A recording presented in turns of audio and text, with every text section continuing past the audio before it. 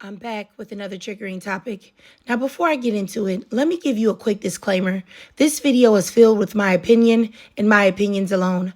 I do have a commentary channel and I do use clips as part of my critical review and also part of fair use. Now that we got that out of the way, I really want to talk about something with you ladies that is really harming the Black community. And more importantly, it's harming Black women and Black girls. It is the coddling of Black men. It's the babying and the extreme protection that is shown towards Black men. And it's never directed towards Black women. Now, I've talked about this before on my channel, but as you guys know, I really do love to give you examples or receipts, if you will. I really do think it helps to drive the point home.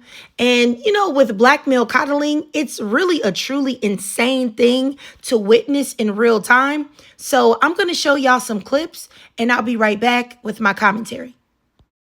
I tried to go live and make a video about it, y'all, but I don't know if I was successful or not. And I don't talk about it much. I don't talk about it at all, really. But I have a young Black son who's in Sioux Falls, South Dakota, facing the death penalty, right? And for the past 2 months, they've been giving him, I don't know if it's Haldol or Thursine, but I know it's a psychotropic medication that they administering to him through a shot. And when he called home, he can't even hold a conversation with me. That's just how much he's not here anymore. And my father-in-law brought me a message that he got from his ex-wife that lives in Sioux Falls as well. And they had my child on the news. Nobody even informed me about the court date. Nobody, like they told me, we gonna keep you updated on all the court dates. I've been calling. Nobody's responding. So I know they're trying to kill my child.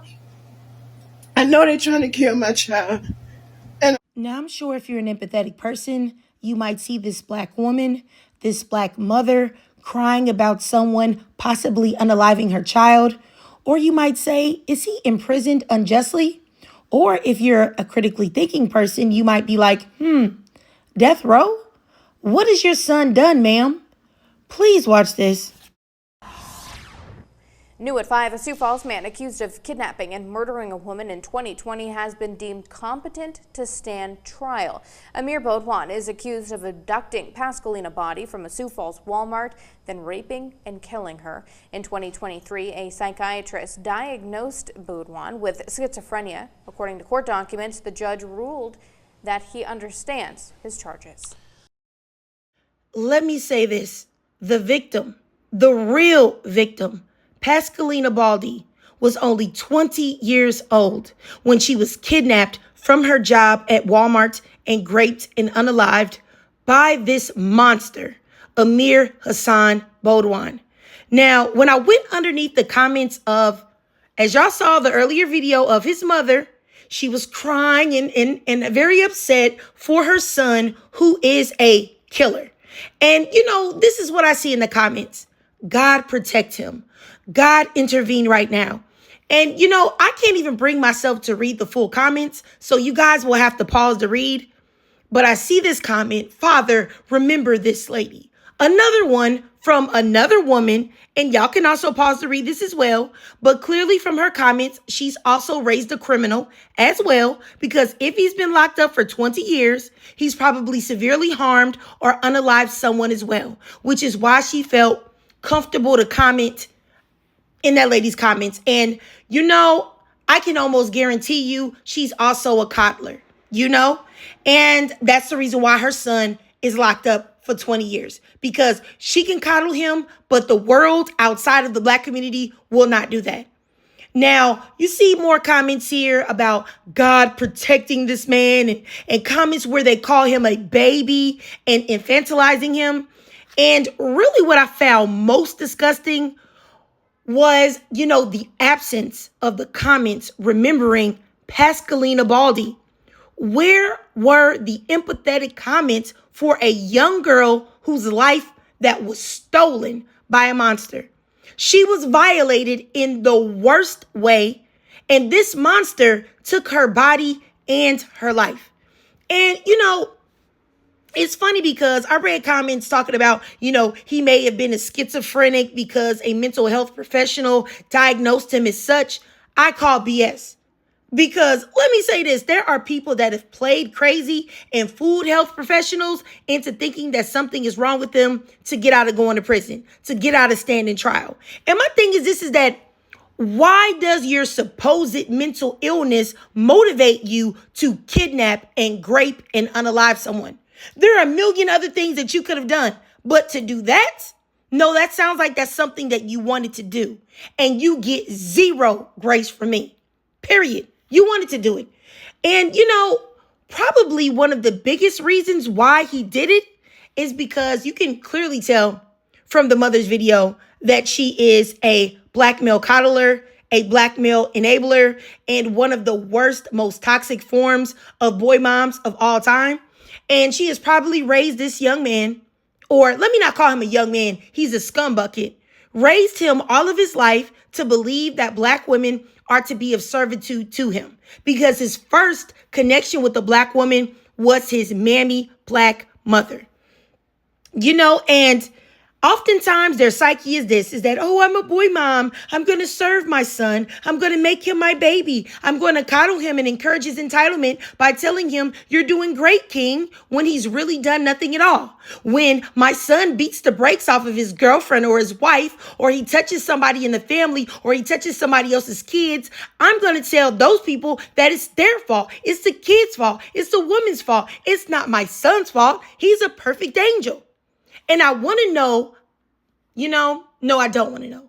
I want to say this, is that when you do that as a boy mother, or when you do that as a member of the black community, you turn these black men into ticking time bombs that are surely to explode if a black woman denies them of something, which is why so many of them unalive black women when they tell them no.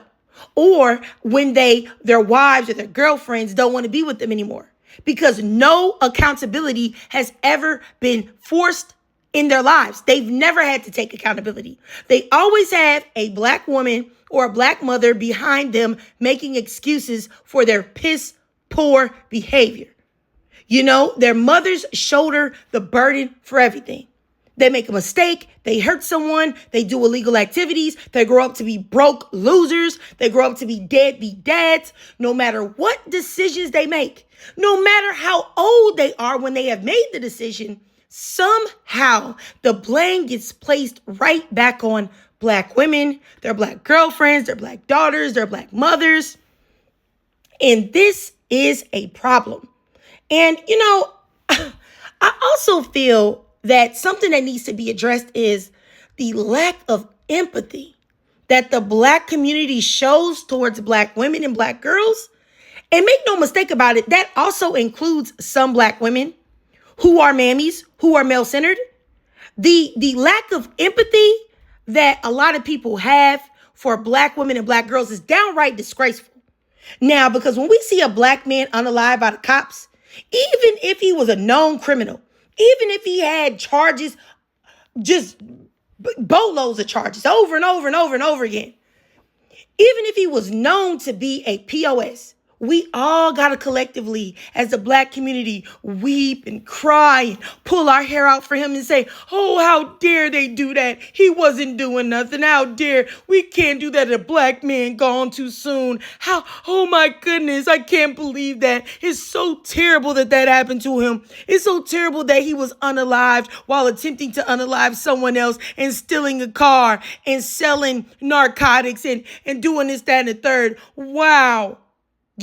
But when a black woman is she's unalive simply because she got tired of someone knocking her head between the washer and dryer, then all of a sudden, nah, that's her fault. Her death is her fault. And she should have chosen better. Or she should have talked to that man nicely. She shouldn't have broke up with him. She shouldn't have left him. She should have stayed with him forever. It's all her fault. I'm sorry, I got a little bit carried away because this is very upsetting to me. But I want to bring the focus back on to Pasqalina Badi, the true victim. She was a beautiful black girl who had her whole life ahead of her. She was simply just trying to earn a living. And she had her life violently cut off by a person who doesn't deserve to be on the face of this earth. He doesn't deserve to be breathing. And to see a black woman pleading for the life of her scumbucket son when he stole the life of someone else, it's literally insane to me. Now, you don't want your son to be hurt and you don't want your son to be unalived, but you cool with someone else's daughter being gone at your son's hands? Not to mention the grape and the kidnapping. Make it make sense. And I don't want to hear in the comments anybody say, well, I'm going to stick by my side. I'm going to stick by my son's side, wrong or right. That's my son. Well, let me tell you this. If you will stick by your son and he has graped and unalived someone, you are just as bad as he is. And you should be right where he is, in the dirt.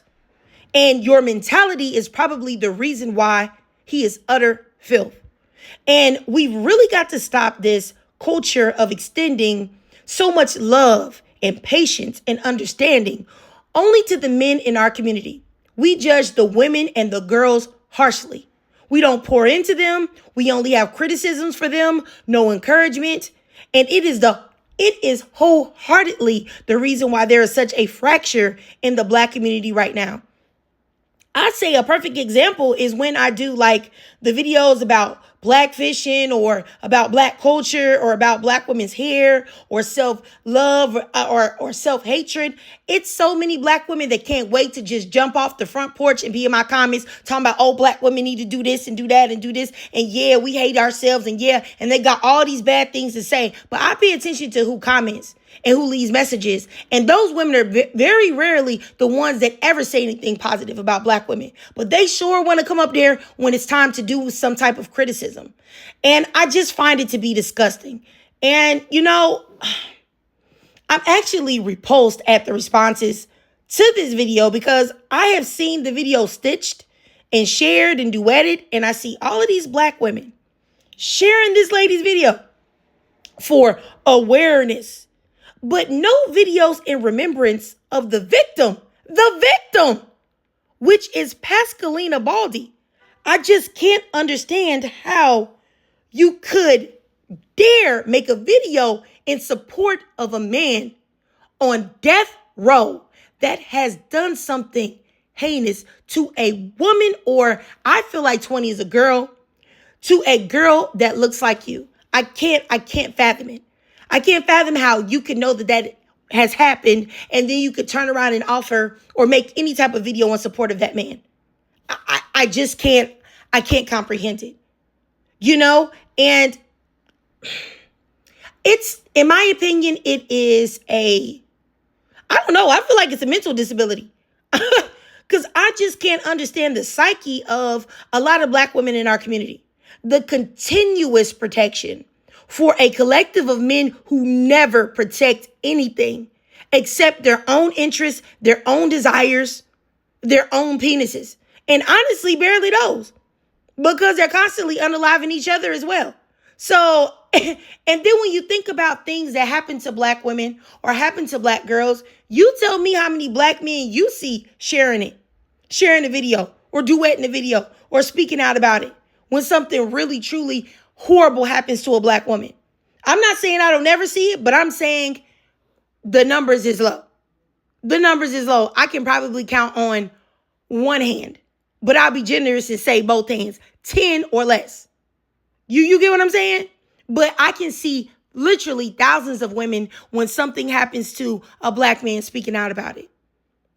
And matter of fact, if we want to really, really tell the truth, if we really, really, really, really, really, really want to put it on the floor, the majority of the time, then when you hear something that is heinous happen to a black woman, terrible, she's been ex-trafficked, she's been raped, she's been kidnapped, she's been unalived, it's normally they're the ones behind it. But I don't know. it just really breaks my heart to see the very obvious double standard, the very obvious difference in treatment. And I'm going to keep making these videos to show the double standard, because I promise you, it's so many people that will gaslight black women. And there's plenty of people that gaslight me and tell me, oh, no, that's not true. It's plenty of black men doing this and standing up for us as a community. It's plenty of them. Then they want to mention Dr. Umar, which Dr. Umar only values black women as much as he can use them, which is why whenever he get married, he wants two. And the fact that he has two baby mamas and ain't married either one of them. I don't know. This is just so disgusting to me. I can't even continue with the video. Sorry.